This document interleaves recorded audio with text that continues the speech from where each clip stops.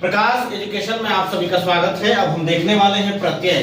सबसे पहले जानेंगे कि प्रत्यय किसे कहते हैं। प्रत्यय वैसे शब्दांश जो शब्द के अंत में लगकर उसके अर्थ में परिवर्तन कर देते हैं उसे प्रत्यय कहते हैं। तो संस्कृत में प्रत्यय जो है वो 4 प्रकार के होते हैं। कृदंत प्रत्यय, तद्धित प्रत्यय, इन्निच प्रत्यय और स्त्री प्रत्यय। एक एक करके सारे प्रत्ययों के बारे में जानेंगे, देखेंगे। कृदंत प्रत्यय, इसमें कौन कौन सा प्रत्यय है? इसमें 4 प्रत्यय शामिल है। तव्य प्रत्यय, अनियर प्रत्यय, कित्न प्रत्यय, ल्युट् प्रत्यय। तव्य प्रत्यय में उदाहरण है पठितव्य, जिसका अंतिम शब्द है तव्य, यानी जिसके भी शब्द के अंतिम में है ना, जो भी शब्द के अंतिम में तव्य आएगा तो वो तव्य प्रत्यय का उदाहरण माना जाएगा। अगला है अनियर प्रत्यय, पठनीय। पठनीय में अनिय लास्ट में आया है अंतिम में, तो अनिय से पहचान लेंगे कि वो अनियर प्रत्यय का उदाहरण है। कित्न प्रत्यय, कित्न प्रत्यय में श्रुति उसका उदाहरण है। लास्ट में अगर ति ही आ गया तो समझ जाएंगे कि वो कित्न प्रत्यय का उदाहरण है। अगला है ल्युट् प्रत्यय। ल्युट् प्रत्यय में दर्शनम इसका उदाहरण है। अंतिम में अगर अनम आ जाएगा तो वो ल्युट् प्रत्यय का उदाहरण माना जाएगा। अगला है आपका तद्धित प्रत्यय। प्रत्यय का नाम है ठक प्रत्यय, तल प्रत्यय, त्वा प्रत्यय, मतु प्रत्यय, तरप प्रत्यय। ठक जो है उसका उदाहरण है साप्ताहिक, जिसमें इक आ जाता है, इक, तो आपका क्या हो जाएगा? ठक प्रत्यय का ये उदाहरण माना जाएगा। तल प्रत्यय, तल प्रत्यय में लघुता, यानी अंतिम में अगर ता आ गया तो क्या हो जाएगा? ये तल प्रत्यय का उदाहरण माना जाएगा। तीसरा नंबर है त्व प्रत्यय, सुंदरत्वम, यानी त्वम आ गया तो सुंदरत्वम किसका उदाहरण हो जाएगा? त्व प्रत्यय का उदाहरण हो जाएगा। मतु प्रत्यय, बुद्धिमान। मान में देखो नौ में हलंत लगा है, तो अंतिम शब्द है मान, नौ में हलंत, तो इसको पकड़ लेंगे, कौन सा ये हो जाएगा प्रत्यय? मतु प्रत्यय। अगला है तरप प्रत्यय, लघु तरह। तो तरह जब अंतिम में आ जाए तो कौन सा प्रत्यय होगा? तरप प्रत्यय होगा। आगे बढ़ते हैं इनिच प्रत्यय, जिसमें अक्त्वा प्रत्यय, लय प्रत्यय, स्त्री प्रत्यय, साधज प्रत्यय, तुमुन प्रत्यय शामिल है। अक्त्वा प्रत्यय का उदाहरण है गत्वा, जिसमें त्वा अंतिम में आता है उसे अक्त्वा प्रत्यय का उदाहरण माना जाएगा।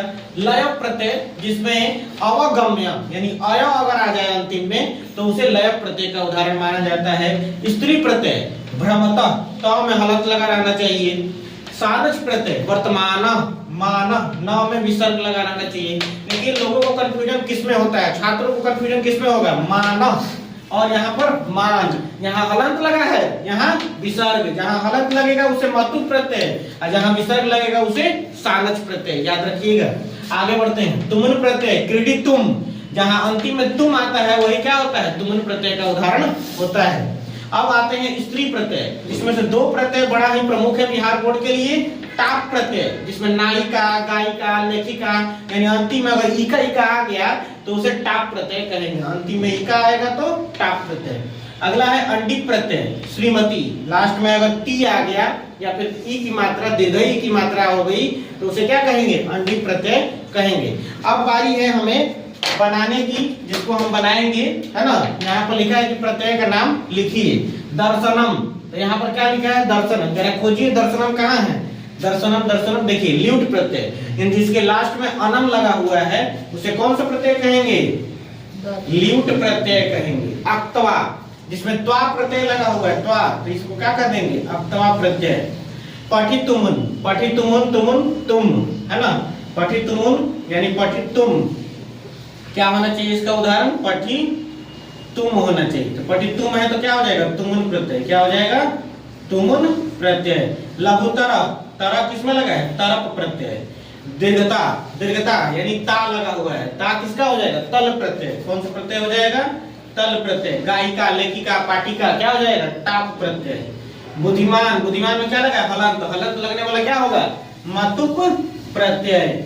आगे है पठनीय, पठनीय यानी अनिय, अनिय लगा है तो कौन सा प्रत्यय होगा? अनियर प्रत्यय होगा। इस प्रकार से आपका प्रत्यय का क्वेश्चन भी क्या हो गया? सॉल्व हो गया। इसी प्रकार से ऑब्जेक्टिव आएगा बिहार बोर्ड में, इसलिए इसको ध्यान से पढ़िए, समझिए और इसको देखिए, प्रयास कीजिए, अभ्यास कीजिए। धन्यवाद।